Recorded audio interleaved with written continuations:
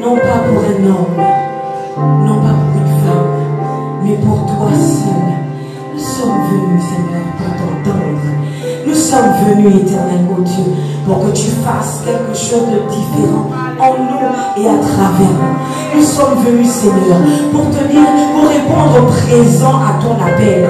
Nous sommes venus, Seigneur, parce que nous savons que tu cherches un homme, tu cherches une femme, tu cherches même un enfant. Nous voulons te dire, nous voici. Parle et que ta parole nous modifie. Parle et que ta parole nous restaure.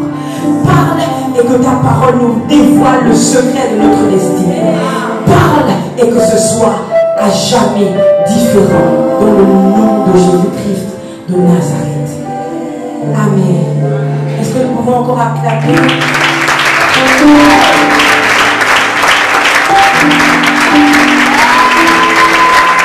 Alléluia. Maintenant, je te laisse prendre place. Alléluia. Le thème de mon message aujourd'hui, c'est enrôlement.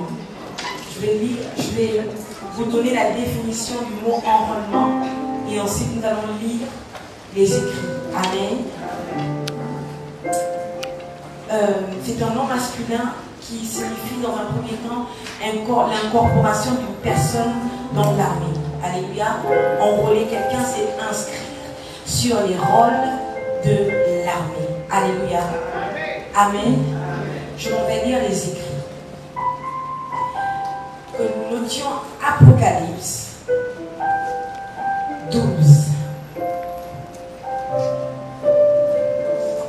Du premier verset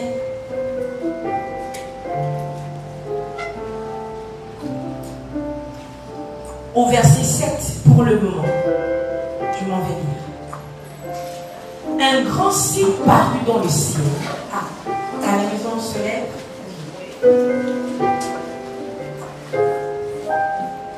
Je m'en vais lire alors. Un grand signe parut dans le ciel. Une femme enveloppée du soleil, la lune sous ses pieds et une couronne de 12 étoiles sur sa tête. Elle était enceinte et elle criait, étant en travail et dans les douleurs de l'enfantement. Un autre signe parut encore dans le ciel, et voici, c'était un grand dragon rouge, ayant 7 têtes et 10 cornes, et sur ses têtes 7 diadèmes. Sa queue entraînait le tiers des étoiles du ciel et les jetait sur la terre. Le dragon se tint devant la femme qui allait enfanter afin de dévorer son enfant lorsqu'elle aurait enfanté. Elle enfanta un fils qui doit paître toutes les nations avec une verge de fer. Et son enfant fut enlevé vers Dieu et vers son trône. Et la femme s'enfuit dans le désert, où elle avait un lieu préparé pour Dieu, par Dieu, afin qu'elle y fût nourrie pendant 1260 jours. Et verset 7, que tous nous le lisions ensemble, verset 7, et il y eut guerre dans le ciel. Michel et ses anges combattirent contre le dragon, et le dragon et ses anges combattirent. Je continue. Mais ils ne furent pas les plus forts, et leur place ne fut plus trouvée dans le ciel. Et il fut précipité, le dragon, le serpent ancien, appelé le diable et Satan, celui qui séduit toute la terre. Il fut précipité sur la terre, et ses anges furent précipités avec lui. Et j'entendis dans le ciel une voix forte qui disait: maintenant le salut est arrivé, et la puissance et le règne de notre Dieu, et l'autorité de son Christ, car il a été précipité, l'accusateur de nos frères, celui qui les accusait devant notre Dieu jour et nuit. Verset 11. Ils l'ont vaincu à cause du sang de l'agneau et à cause de la parole de leur témoignage. Et ils n'ont pas aimé leur vie jusqu'à craindre la mort. Je prophétise la victoire d'un homme en ce lieu, dans le nom de Jésus. J'annonce la victoire d'une femme en ce lieu, dans le nom de Jésus. La Bible déclare qu'ils l'ont vaincu à cause du sang de l'agneau. En fait, tu n'as rien à faire pour vaincre. C'est le sang de l'agneau qui fait de toi un victorieux. Est-ce que je te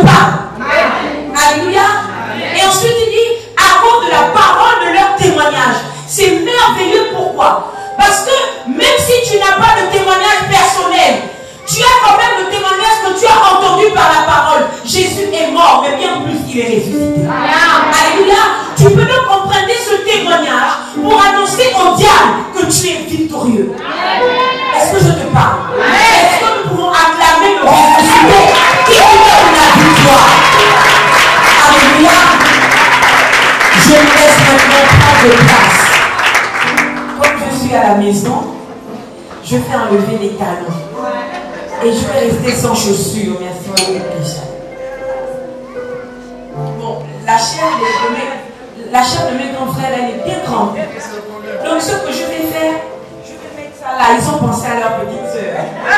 On est toujours très bon. Alléluia. Le thème de mon message, c'est enrôlement. Amen. Et je vous ai dit, c'est le fait d'introduire quelqu'un dans une armée. Alléluia. Et vous avez lu les écrits. La Bible déclare, avant de parler du premier verset qui nous dit, il y eut un grand signe dans le ciel. Alléluia. Une femme enveloppée de soleil. Alléluia. Et la lune sous ses pieds. Amen. Et ensuite il dit, il y eut encore un signe. Il y eut un signe et là c'était un grand dragon. Quand on parle de la femme qui est enveloppée de soleil, on dit un grand signe. Et quand on parle du dragon, on dit un signe. Ce qui est extraordinaire et ce qui est grave pour nous, c'est que la femme qui est enveloppée de soleil et qui a la lune sous ses pieds est exactement au même endroit que le dragon. Je t'explique. Ce n'est pas parce qu'on te dit tous les jours que tu es une étoile que tu n'as plus rien à faire. Il faut que tu comprennes, on chante souvent que les étoiles restent en haut, non, c'est pas les grains de sable. C'est la vérité, sauf que Satan, c'est pas un grain de sable. C'est la vie. Et quand tu lis le texte, il peut donc monter pour retrouver les étoiles. Est-ce que je te parle? On parle d'enrôlement. Tu n'as plus le droit d'être un chrétien ordinaire. Tu ne peux pas rester juste un chrétien qui vient à l'église et qui va les mains et monte chez lui. Tu dois être un chrétien redoutable. Tu dois comprendre que chaque jour quand tu te réveilles, Satan a juré que tu vas mourir. Alléluia. Et donc tu dois te préparer pour lui faire face, pour lui résister, mais pas en tremblant. Pourquoi? Parce que tu as déjà la victoire par le sang de l'agneau. Je ne sais pas si je te parle. Pour la femme c'est un grand signe, mais pour le dragon aussi c'est un signe. Maintenant, on peut dire guerre des signes.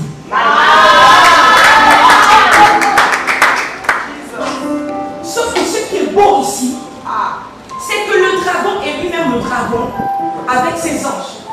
Vous êtes d'accord? La femme n'est pas un ange. Amen. Mais si vous lisez que le texte, jusqu'en bas, la femme a toute l'armée de Dieu de son côté. Le soleil, la lune, quand elle va sur la terre et que le dragon jette l'eau contre elle, elle veut déjà que la terre ouvre sa bouche pour avaler l'eau que le dragon a envoyée contre elle. Moi, je dis, si je peux faire une grande parenthèse, mais là, vous n'êtes pas n'importe qui. Satan a peur de vous, parce que pour vous, Dieu peut bouger toute la création.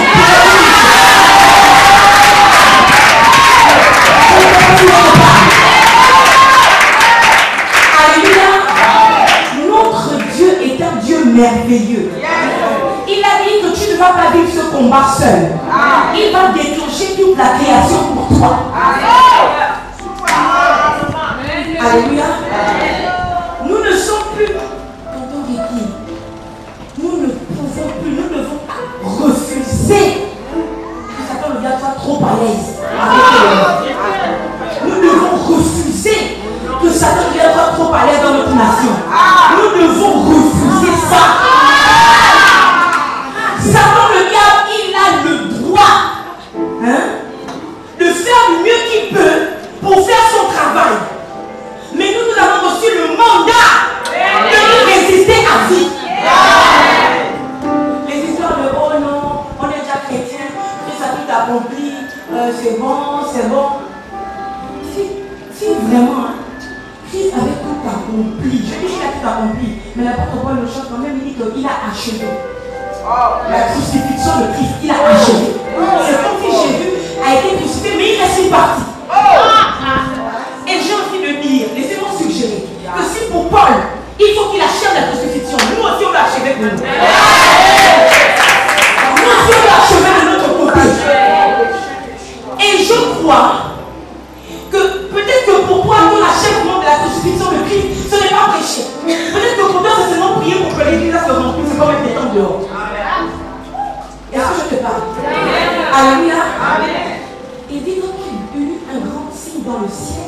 une femme enveloppée du soleil, la lune sous ses pieds. Alléluia. Je vois que les astres sont en mouvement pour la femme. Amen. Pas parce qu'elle est trop mignonne. Pas parce qu'elle est trop belle comme la lune. Alléluia. Pas parce qu'elle est trop magnifique comme tonton Ricky. Ce n'est pas pour ça. C'est parce qu'elle portait quelque chose à l'intérieur d'elle, le capital. Je viens t'annoncer que tu n'es pas vide. Tu as quelque chose en toi. Et Satan le diable veut anéantir. C'est pour ça que tu dois actuellement être enrôlé. Parce que ceux qui lui résistent, c'est ceux qui sont enrôlés dans la nuit. Alléluia. Cet enfant n'est même pas encore né que le dragon pourchasse déjà. La Bible déclare que le dragon la pourchasse parce qu'il veut avaler l'enfant d'elle. L'enfant n'a pas encore le temps de dire ah. Il ne sait pas encore dire maman. Il ne sait même pas encore dire j'ai soif. Il ne sait, en fait, il ne sait encore rien dire. Dès la sortie du ventre de sa mère, Satan veut le tuer. Bon, pour toi, l'eau la destinée déjà a fait consistante. Il va te faire quoi? Tu comprends que tu dois absolument tout faire pour dire à Dieu que Seigneur, je veux rentrer dans les ordres. Je veux rentrer dans les rangs. Je veux me faire enrôler dans ton armée. C'est important ce que je vous dis. Pourquoi? Parce que la formation d'un simple citoyen dans la société ne sera jamais la même que la formation d'un soldat dans un régiment. Ça veut dire qu'il y a des secrets que vous n'aurez jamais tant que vous n'acceptez pas en réalité et en vérité d'entrer dans le régiment de l'Éternel pour combattre les œuvres de l'enfer. Or, Satan le diable a réussi à nous faire croire que dans le corps de Christ, il y en a qui sont dans l'armée pour combattre et il y a d'autres qui sont seulement là pour être là. Ils ne cherchent pas les problèmes. Ils vont à l'église d'abord pour eux. C'est le temps de l'offrande. Je donne l'offrande et je m'en vais. Je ne fais pas les problèmes. Je vais t'expliquer une chose. Le fait de te lever pour donner ton offrande est un acte de guerre. C'est ça.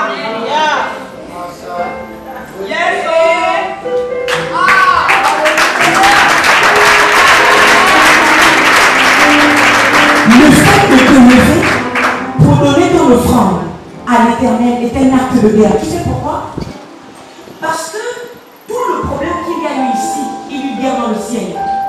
Tout le problème qu'il y a eu dans la Genèse, alléluia, c'est parce que Satan voulait qu'à lui aussi on apporte l'adoration.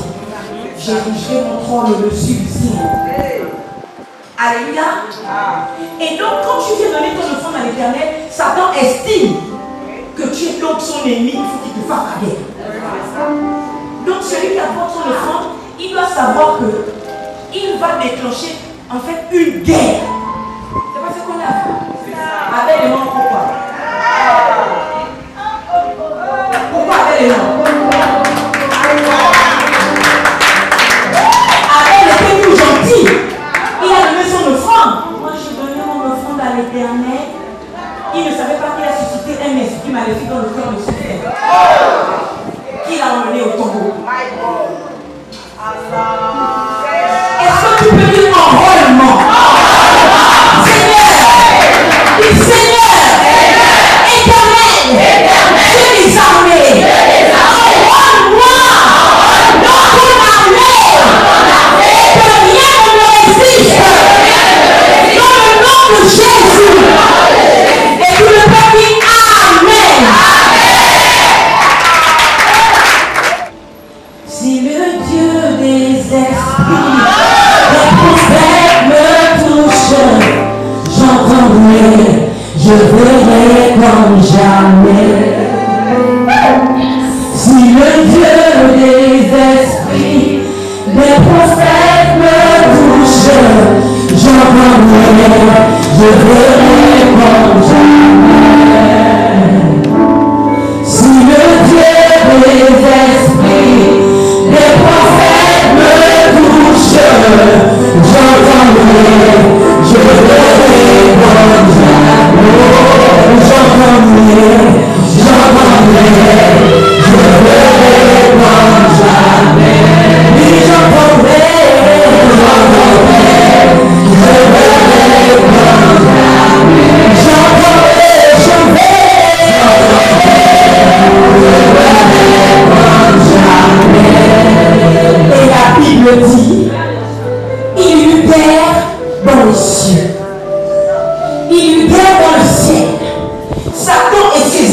combattirent. Alléluia. Et Michel et ses anges combattirent. Je suis choquée d'une chose. C'est que Michel existe avant que Dieu ne fasse Adam et Ève. Michel est l'archange responsable de l'armée de l'Éternel. Il n'y a pas encore le problème. Mais Dieu a déjà un chef des armées.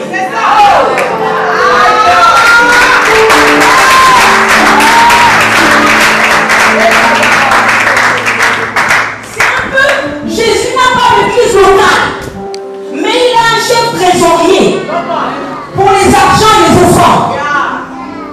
Il n'y a pas encore de problème, mais Dieu a déjà un chef des armées. Est-ce que vous voyez que vous n'avez pas le choix? Vous n'avez pas le choix. L'armée est déjà constituée avant qu'il y ait des problèmes. Je dis mieux, tu te formes avant que les problèmes n'arrivent. Alléluia. Et il vient dans le ciel. Satan et ses anges combattirent. Tous ceux qui veulent aller au ciel pour quitter la terre, d'abord il y a eu la guerre. Et ce qui est grave, c'est que quand il y a eu la guerre dans le ciel, ce sont les gens du ciel qui ont combattu. Alléluia. Amen. Maintenant, Satan a été précipité sur la terre. Qui va combattre?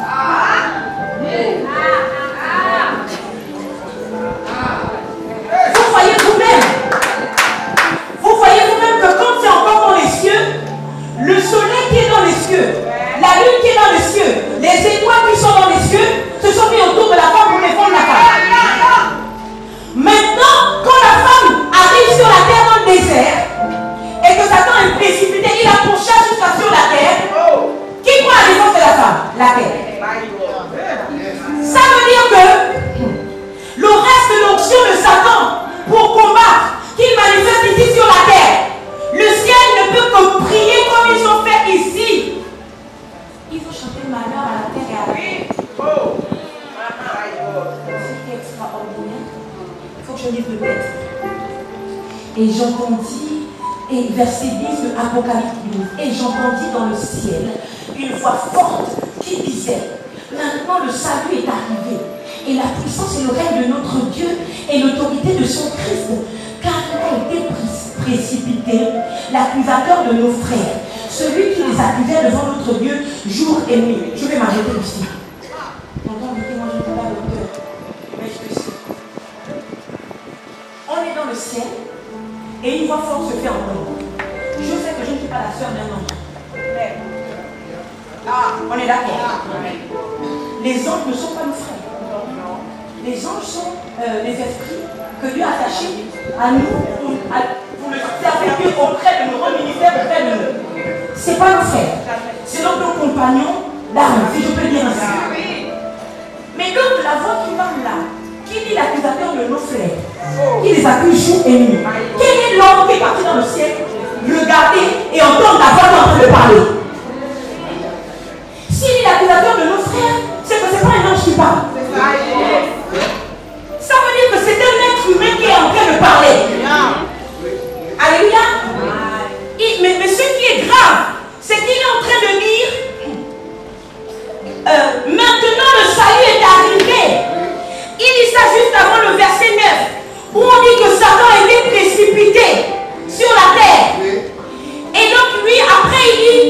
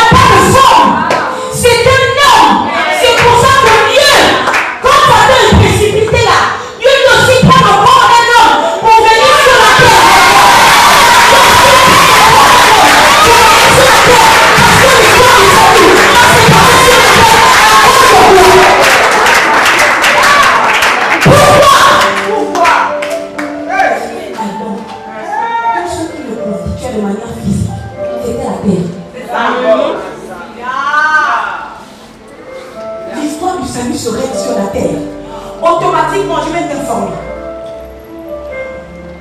Dès que ta mère est enceinte de toi, c'est fini, tu es un soldat potentiel. C'est fini. C'est réglé. Dès que ta mère est enceinte de toi, même si tu es un petit fœtus, c'est fini. Tu es un soldat potentiel. Parce que tous ceux qui arrivent sur la terre, ils arrivent avec au moins une arme pour combattre, pour arracher la portion de salut que Satan avait volé à l'humanité. Je comprends pourquoi un enfant, avant de naître, quand il commence à arriver, la Bible déclare qu'il y a des contractions. Les contractions, c'est parce que le bébé pousse. Les premiers sacs qu'il pose pour rentrer sur la terre, c'est déjà le mouvement. C'est déjà quelque chose, en fait, c'est l'effort. Il pousse pour percer la poche, la porte qu'il va amener dans l'humanité. Je suis même allé trop loin. Quand deux personnes ont des rapports sexuels, et c'est bien de les avoir dans le mariage, grande parenthèse. Alléluia. Quand deux personnes ont des rapports sexuels et qu'il y a fécondation, plusieurs milliers de spermatozoïdes qui sont libérés. Mais il y a un seul qui est gagnant. C'est un concours. Vous comprenez que depuis la naissance de la vie, c'est déjà le guerre pour réussir. Tu n'as pas le choix. Tu n'as pas le choix. Tu n'as pas le choix. Dieu ne te laisse pas le choix. Tu n'as pas le choix. Tu n'as pas le choix. Tu n'as pas le choix. Tu dois être enrôlé. Tu dois être enrôlé. Parce que tu es un soldat. Alléluia. La Bible dit donc qu'il y a eu guerre dans le ciel. On dit que Satan et ses anges ont combattu. Mais Michael a combattu. Satan aussi a combattu. Mais ils ne furent pas trouvés vainqueurs. Au nom de Jésus-Christ de Nazareth, je viens t'annoncer, en tant que prophétesse de l'Éternel, que tu n'as pas le droit d'échouer. Tu n'as pas le droit d'échouer. Quand tu rentres dans un combat, c'est pour un seul but que vous avez. Quand tu rentres dans un combat, c'est pour un seul but que pour être vainqueur. Je prophétise que tu es vainqueur dans tous les combats de ta destinée. Tu es vainqueur dans tous les combats de ta destinée. Je déclare que quel que soit ce que le temps me fait, quel que soit ce qu'il utilise, la méthode qu'il utilise pour te dépeindre, pour t'arrêter, je prophétise que la parole de Dieu casse tous les chaînes, tous les liens qui ont mis pour te retenir. Parce que un vainqueur ne peut pas être enchaîné. Ils ont pris les soins et ils ont pris sur le corps. Alors, ils ont pris son corps. Ils l'ont enfermé dans le tombeau. Jésus n'a pas pu rester inerte pendant longtemps. Parce que un vainqueur ne peut pas être immobile. Un vainqueur ne peut pas être enchaîné. Je déclare au nom de Jésus. Quelles que soient les choses qui te résistaient, elles tombent maintenant. Car tu es vainqueur. Car tu es vainqueur. Le bout de combat est le puissant. Le Jésus-Christ de Nazareth. Et nous disons Amen.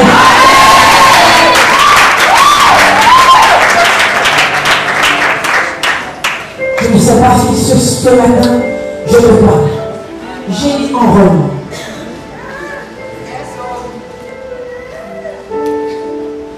Le premier point que je voudrais mettre en exergue ici, c'est que pour être enrôlé, il faut être renseigné. Pour être enrôlé, il faut être renseigné. Voilà pourquoi il n'y a personne qui se lève pour dire il veut aller dans l'armée. Moi, je me demandais quel corps d'armée. Est-ce que je vais dans l'armée de terre? Dans l'armée de terre? Alléluia. Tu veux quoi? Alléluia. Donc tu dois te renseigner. Et moi, je pense que le livre de l'Apocalypse, tout ce que nous sommes en train d'explorer, nous renseigne sur ce qui se passe. Alléluia. Pour que nous puissions faire le bon choix. Amen. Il faut être renseigné. Le deuxième point que tu dois retenir pour être enrôlé, donc pour faire pour rentrer dans les rangs, le deuxième point, c'est connaître qui tu es. Tu dois connaître qui tu es. Tu dois comprendre que le fait d'être homme avec grand âge, donc femme ou homme, tu dois comprendre que dès que tu es homme, Dieu est disposé pour mettre à ta disposition tout ce qu'il faut pour que tu sois toujours vainqueur. Est-ce que je te parle? Amen. Dieu est disposé. Quand tu es homme, je laisse d'abord le fait d'être chrétien. Amen. C'est très important. Les humains doivent comprendre qu'ils soient chrétiens ou non. Satan les hait. Qu'ils croient en Dieu ou non, Satan les hait. Vous savez pourquoi? Je vous explique pourquoi. Je dis que le meilleur point, c'est de connaître qui on est, non? C'est de connaître son identité. Pourquoi Satan hait les humains, qu'ils croient en Dieu ou pas? Ils vont vous dire, je suis athée. Pour moi, Dieu n'existe pas. C'est le Big Bang qui a créé l'univers. Ils peuvent dire tout ce qu'ils veulent. Satan les hait. Ils peuvent même faire des sacrifices en l'honneur de Satan le diable. Satan les hait. Ils peuvent même être enrôlés dans l'armée de Satan. Satan les hait quand même. Ils ont un problème qui fait en sorte que Satan les hait. Ils sentent l'odeur de l'humanité. Ils sont eux-mêmes humains. C'est pour ça que Satan les hait. Mais pourquoi il hait les humains? Pour faire ce qu'il faut, pour lui faire plaisir, il va quand même te haïr. Pourquoi? Parce que Satan le diable s'appelait Lucifer.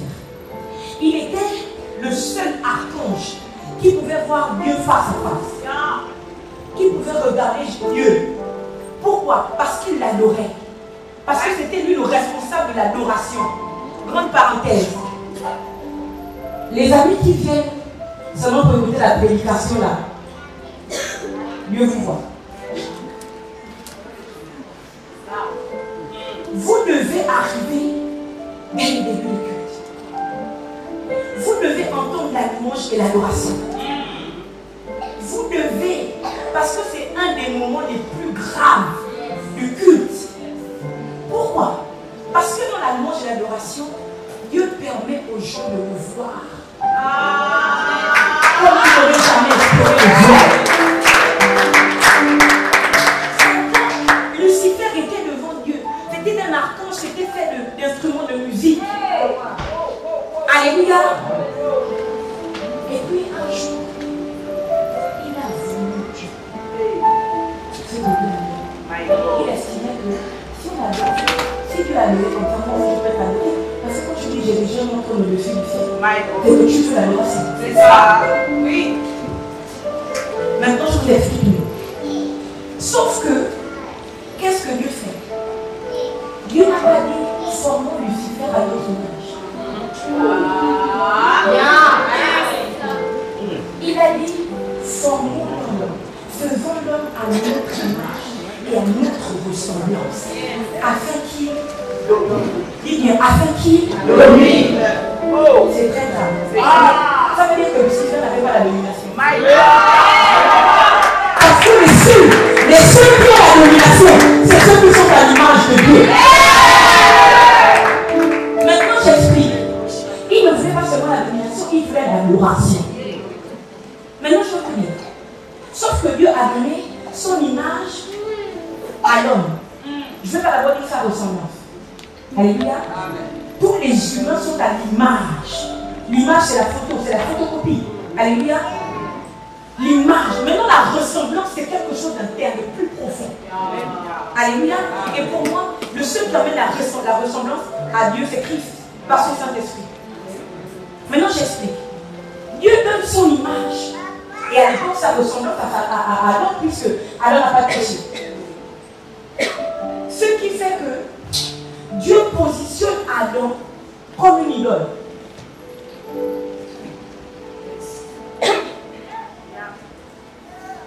Sauf que les idoles sont adorées. Alléluia. Et ce que Satan cherchait, c'était être adoré. Sauf que Dieu a tout transféré à l'homme. J'explique. Quand Dieu positionne l'homme, Adam, dans la position de dominateur, Dieu dit à Adam que c'est toi qui donne le nom à tout ce que j'ai fait. Or, celui qui nomme quelqu'un prend ascendance sur lui. Voilà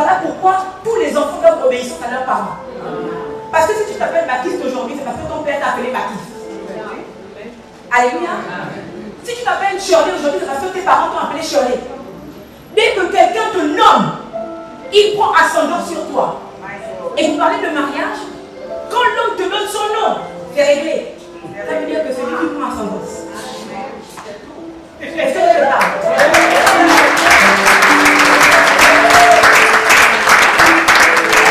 Sauf que c'est grave. Dieu met Adam dans une position qui fait en sorte que tout ce qu'il nomme le considère comme le vice-dieu en griffe, si je peux le dire ainsi. Alléluia. Et quand Satan voit tout ça, il comprend que mais mon Dieu, mais c'est fini. En fait, parce qu'il ne peut pas avoir deux prototypes, deux entités qui sont comme Dieu. C'est impossible. C'est pas possible. Dieu avait déjà transmis ça à l'homme. Satan était mort. Il ne pouvait plus rien. C'est à cause de ça qu'il hait tous les humains. Donc, dites à vos amis, à vos frères et sœurs, à vos collègues, dites-leur qu'ils auront beau tout faire.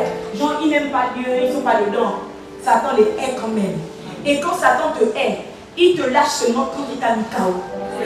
Mais je prophétise qu'ici, personne ne sera mis KO par lui. Au nom de Jésus, personne ne sera jamais mis KO parce qu'au nom de Jésus de Nazareth. Alléluia. Il lui ordonne dans le ciel. Satan et ses anges ont combattu contre Michael et ses anges.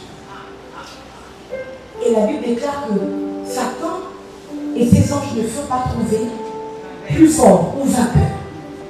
Alléluia. Ça veut dire que c'était une performance. Et en fait, le combat devait s'arrêter seulement quand il y aurait eu la victoire. Maintenant, ce qui est grave, c'est quoi? C'est que moi je me suis dit, c'est logique. Parce que ceux du ciel, ce sont ceux qui sont dans l'éternité, ils ont de l'avance sur nous. En principe, quand ils ont gagné là-bas, nous on n'a plus rien à faire. Sauf que le combat ne s'arrête pas là-bas.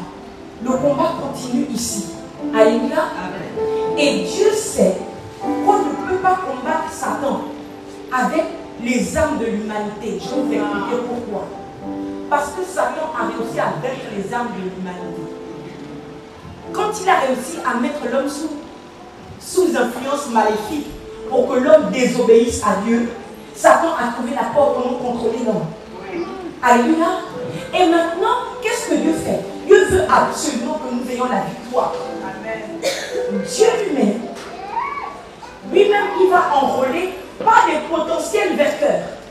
Il va enrôler des vainqueurs. Amen. Dieu va s'organiser pour que ceux qui sont enrôlés soient enrôlés avec quelque chose à l'intérieur de eux.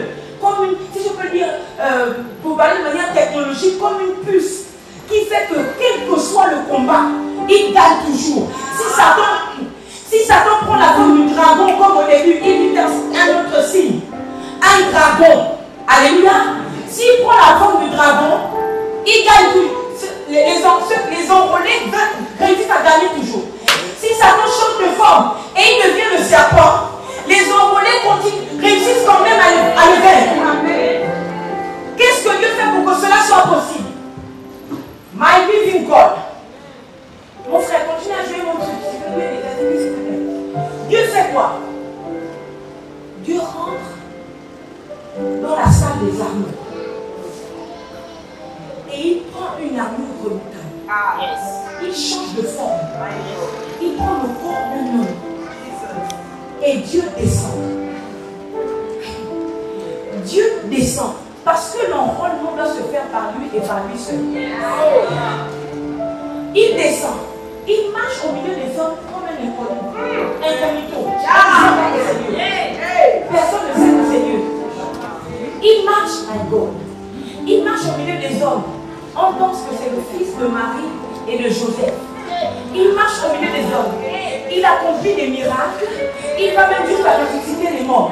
Malgré tout, on pense que c'est le fils de Marie et de Joseph. Sauf que c'est extrêmement grave. Pourquoi? Parce que quand les hommes pensent que c'est le fils de Marie et Joseph, tous les anges de Satan qui étaient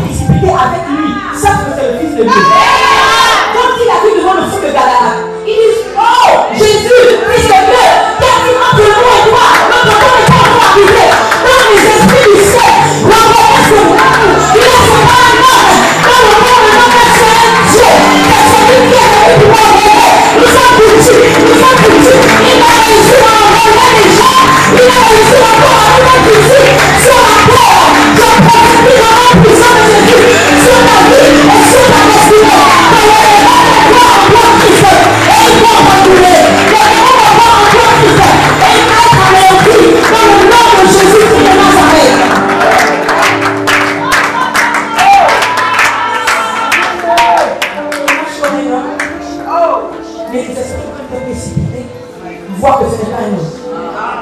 Il voit que c'est le Fils de Dieu. C'est très grave. Parce qu'à un moment donné, l'enrôlement commence.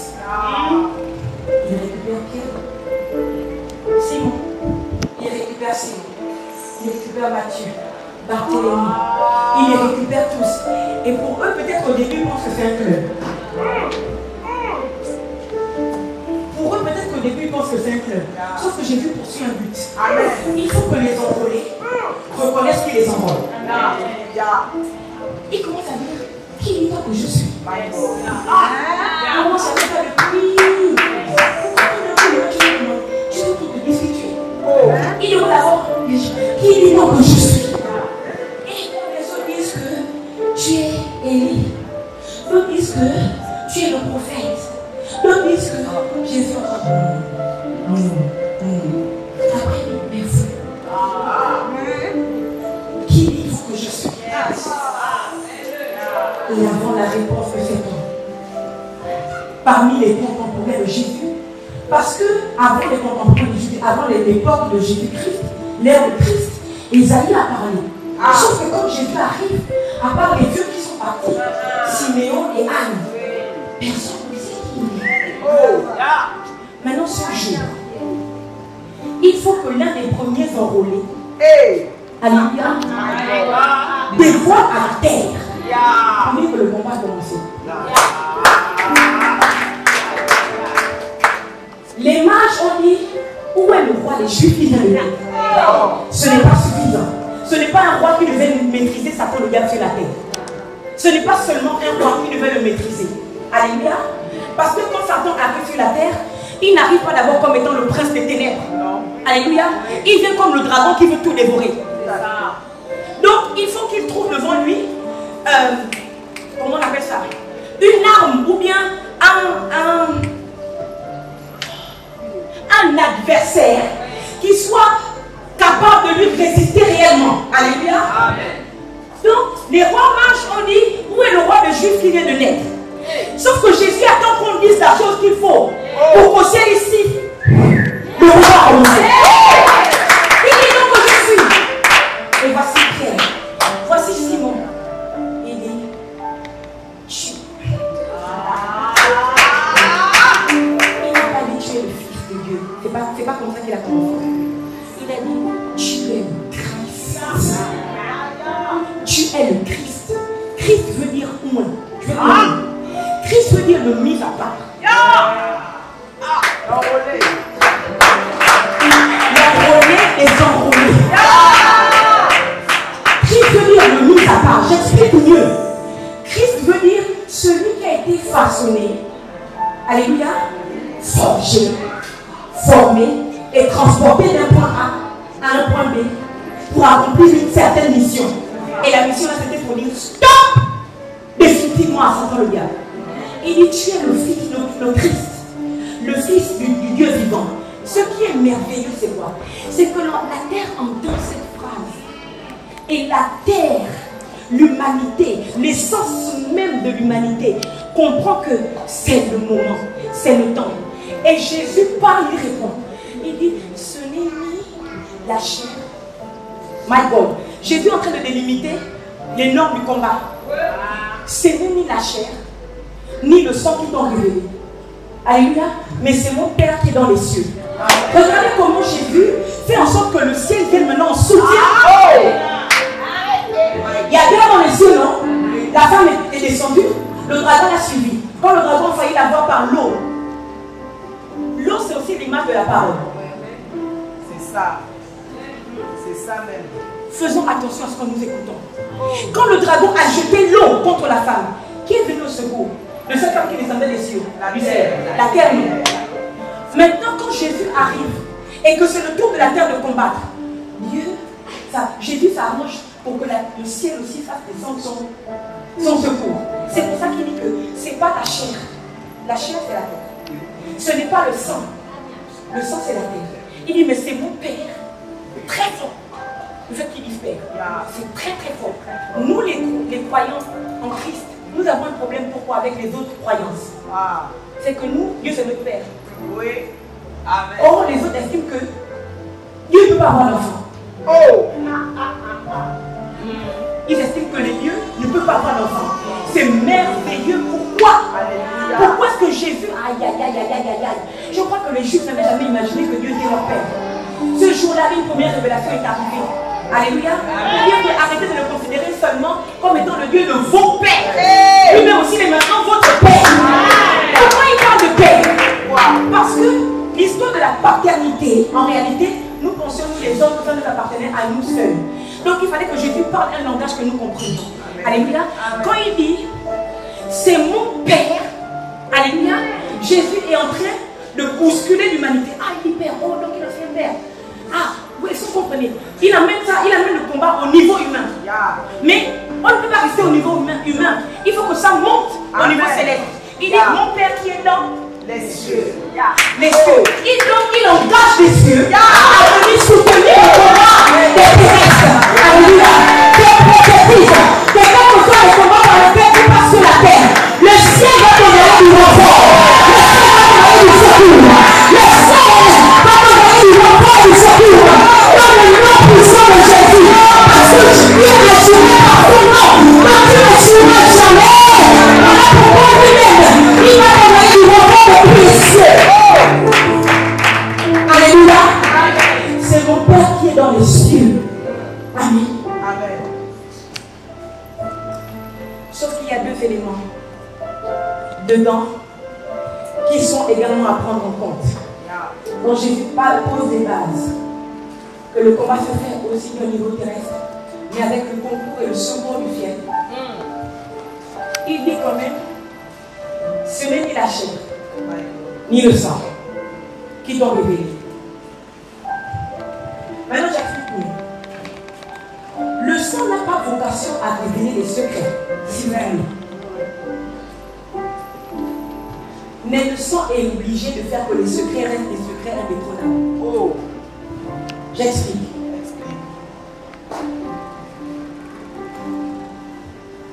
Quand on regarde ton sang comme ça, on ne peut rien dire.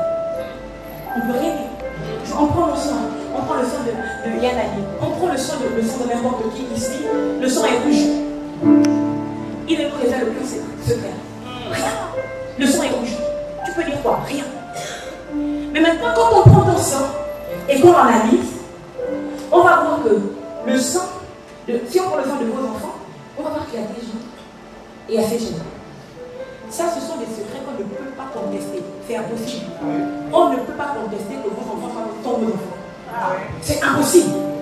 Alléluia. Jésus fait rentrer le sang dedans. Pourquoi?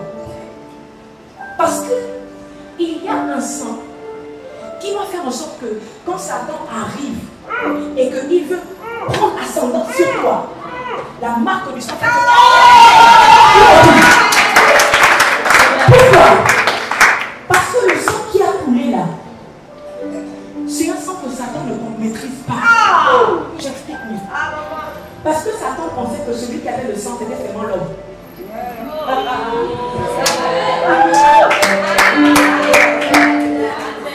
Donc il a commencé à jouer avec le sang des humains comme il veut. Il éjecte le sang dans le sang des humains. L'enfant maintenant débauché.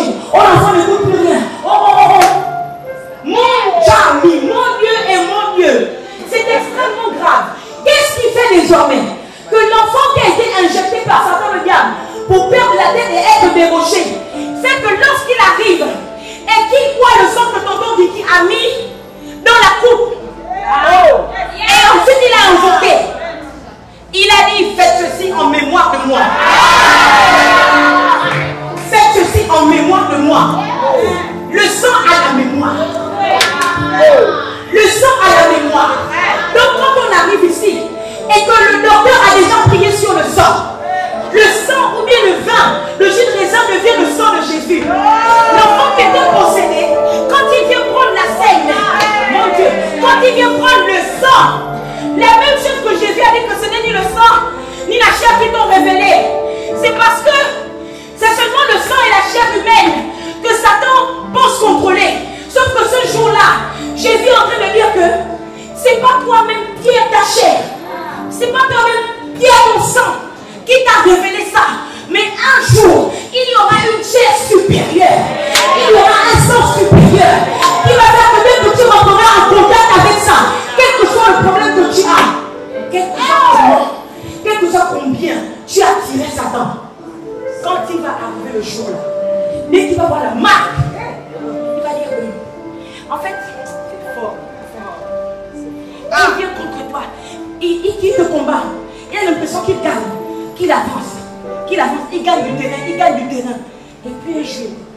tu as la révélation. Tu as la révélation qu'il y a le sang d'un Dieu qui a coulé. Le sang d'un Dieu, Satan ne peut rien contre le sang d'un Dieu. Quand il arrive, il voit la démarcation, il fait c'est pour dire stop. Ça va le combat. Quand Dieu t'enrôle, il te fait partie du côté où il y avait toujours l'échec. Il t'emmène du côté là où il y a le succès, la victoire, la joie. Maintenant, il y a le sang. Le côté là, c'est la victoire. Satan peut tirer. Tu ne peux pas traverser. Tu es obligé de rester de ce côté. Quel que soit ce qu'il fait, il dit, mais pourquoi je n'arrive pas? Et quand il ouvre les yeux, il voit qu'il y a le sang. Il comprend qu'il ne peut rien. C'est pour ça que Jésus dit, car ils l'ont vaincu. My God. Car ils l'ont vaincu par le sang De l'agneau. Car ils l'ont vaincu par le sang de l'agneau.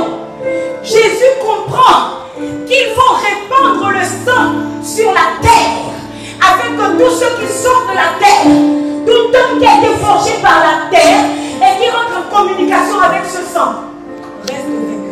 De génération en génération. Que le sang de Jésus commence à travailler pour toi maintenant. Dans le nom de Jésus. De toutes les victoires sont de toi. De toutes les victoires sont de toi. Pour accorder aujourd'hui. De toutes les victoires sont de toi. Pour te parler là de ton identité. Ton sang n'est plus seulement un sang humain. C'est aussi le sang de Dieu à l'intérieur de toi. C'est à cause de ça encore. C'est à cause de ça. Que même quand tu rêves, Satan se rend compte que tu n'es pas mort. Parce que celui qui a mangé le sang, qui a bu le sang de Jésus et qui a mangé sa chair, lui dit qu'il a la vie. Celui qui prend le sang et la chair de Jésus vit quand bien même il est. Est-ce que je te parle? Donc il faut connaître ton identité pour être enrôlé. Et ton histoire, ce n'est pas l'histoire de ton grand-père et de ta grand-mère qui sont nés là-bas et puis on fait les alliances là-bas. Ça marche quand tu n'as pas encore rencontré le sang de l'alliance. Pas le sang d'une alliance. Le sang de l'alliance. Amen. Quand tu rencontres et rentres en contact avec le sang de l'alliance, tout ce que ton grand-père, ton ancêtre a fait, ça ne peut plus t'affecter. Si ça fonctionne encore dans ta vie, c'est parce que tu n'es pas encore au courant de ce que le sang a fait. Alléluia.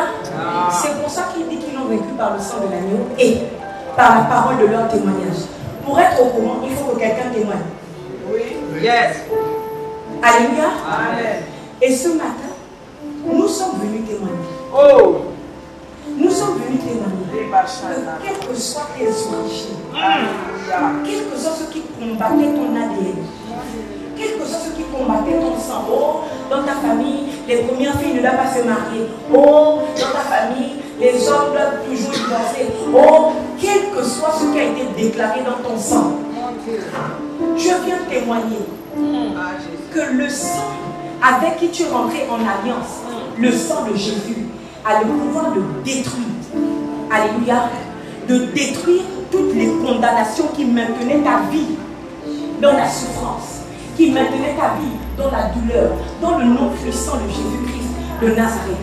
Je dis aujourd'hui, Seigneur, alors que tu es venu témoigner, je demande maintenant que tu libères dans le cœur d'un homme, dans le cœur d'une femme, l'envie et la rage d'être enrôlé, afin que la personne prenne ses responsabilités et arrache sa destinée contre les mains de Satan, de diable et de toute personne qui n'a pas, qui ne veut pas son honneur dans le nom de Jésus. Je parle ce matin et je dis éternel, c'est le moment et c'est le temps. C'est le moment et ce que les gens peuvent remonter de leur prier. C'est le moment et c'est le temps de l'enrôlement. Nous avons entendu que le sang, nous rend victorieux en tout point. Nous avons entendu que nous devons être enrôlés, mais nous devons savoir qui nous sommes et quelle est l'histoire autour de nous qui nous permet ou qui ouvre la porte à l'enrôlement. Alléluia. Amen.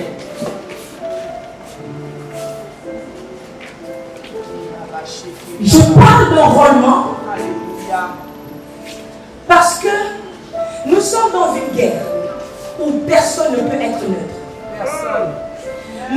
dans une guerre où la neutralité n'existe pas, il faut que chacun prenne ses responsabilités. Amen. Et que chacun choisisse son camp. Ah. Et puisque nous sommes le corps de Christ, avant que les humains ne forment le corps de Christ, quand Christ était sur la terre, il avait déjà choisi son camp.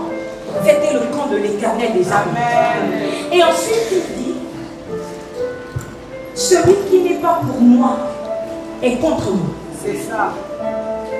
Ça veut dire que Jésus estime que la neutralité est démoniaque.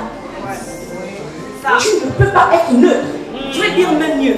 La neutralité est pire que démoniaque parce que les démons ne sont pas neutres. Les démons, ce sont les anges déchus qui ont choisi d'être précipités avec Satan le diable. Donc toi, tu ne peux pas faire pire qu'un démon.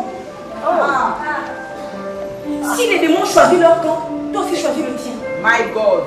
Et ton camp, ce n'est pas seulement être chrétien. Ton camp, c'est prendre les armes. Yeah. C'est prendre les armes et défendre l'évangile dans ta maison. Amen. Défendre l'évangile de Christ dans ta nation. Amen. Défendre l'évangile de Christ dans ta famille. Maintenant, le dernier point pour être enrôlé. Jésus-Christ marche avec ses disciples. Et je ne me rappelle plus très bien de l'histoire, mais je sais qu'à un moment donné, ils sont offusqués de quelque chose qui se passe. Et les disciples demandent à Jésus, veux-tu que nous invoquions le feu contre eux? Ah.